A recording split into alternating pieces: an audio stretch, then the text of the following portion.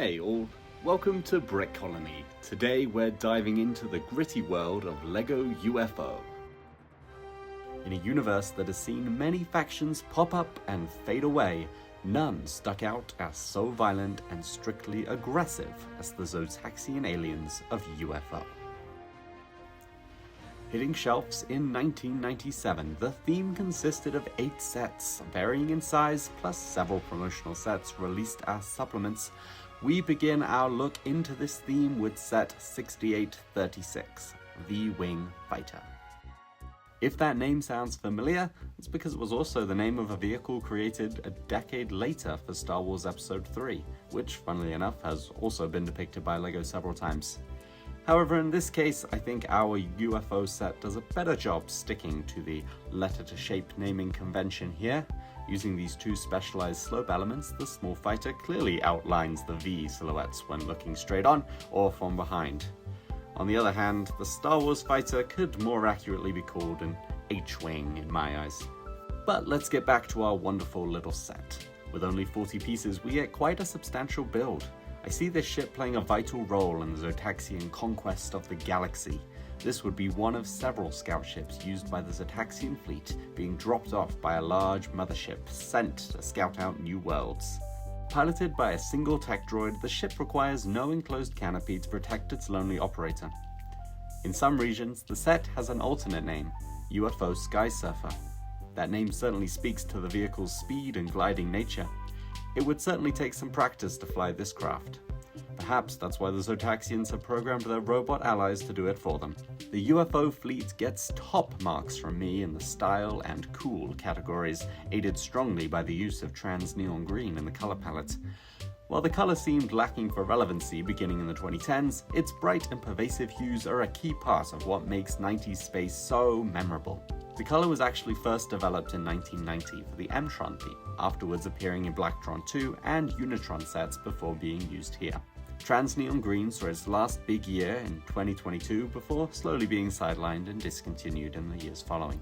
To give a sense of realism and edge to the theme, light grey is used as a primary color across these sets. Early Classic Space and Space Police 2 also used light grey to achieve a similar effect. It also separates UFO from M-Tron, which uses a similar color scheme. However, here, the red elements on the vehicles are toned way down. Using the large sensor dish on the bottom, our UFO tech droid can scan for life or means of resistance on the surface below. The large thruster on the back of the ship provides plenty of thrust for quick escapes should the scout be discovered. Adjusting the smaller thrusters mounted on the wings provides extra maneuverability within the atmosphere. In case of trouble, a single trans-green cone on the front of the flyer provides some slight defense capabilities. The tech droid gets twin joysticks to control the craft, as well as a printed control panel in the front. This element was specifically created for UFO. We'll see it again as we go through this theme. The 2x2 printed tile with the Zotaxian mask is also a key graphic to this theme.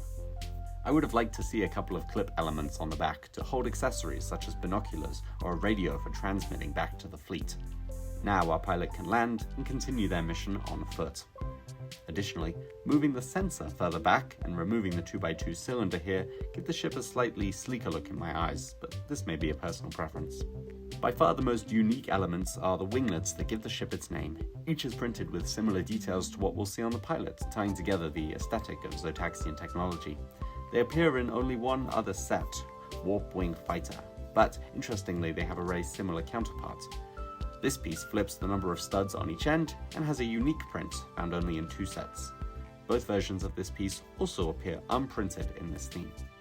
The Red Tech Droid 2 is the only figure included in this set, but he has several titles among official LEGO media. In one instance, he is alternatively known as Andy Droid, brother to Android from the Explorians line, and in the UK his name was even more unique, Old One-Eyed Ernie. It's up to you which name you prefer. Given his red color scheme, I believe that he is intended to be part of the red Zotaxian Shamons fleet. His blue counterpart, Tech Droid 1, will make several appearances later on. For his part, Old One-Eyed Ernie appeared in 4 sets across the UFO theme. His leg printing helps him stand out on his own, but he fits right in with the assorted robots of 90s space. There are 2 alternate builds recommended in the back of the manual. The first has a bug-like appearance with a narrow body and 2 eyes at the front. If these are intended to be the main thrusters, then I'm not sure I see the idea. The second build is much better. Here the wings are inverted and the scanner is upgraded heavily. Perhaps this is for getting more detailed readings of a planet or peering even further, below the surface in fact. This is a great small set for anyone looking to try out the UFO theme or to expand their Zotaxian fleet. It's a relatively affordable option too, as a used copy will only cost you about $12 online. But if you want to start your fleet with something bigger, check back next time as we take a look at set 6900, Cyber Saucer. Thanks for checking out this set with me. If you're able to support me by leaving a thumbs up or a comment, I truly appreciate it. I make these videos with the goal of interacting with as many of you as possible, so hit subscribe to join the colony and follow the adventure.